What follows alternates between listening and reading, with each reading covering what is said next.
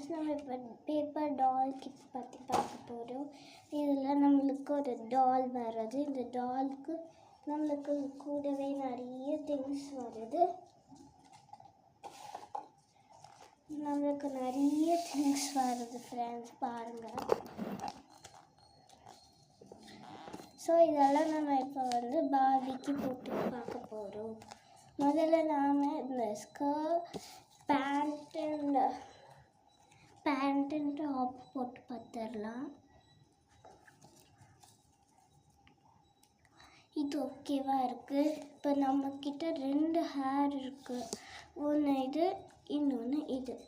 இப்போ பார்பி உங்ககிட்ட ஒரு கொஷின் கேட்குது பாருங்கள்.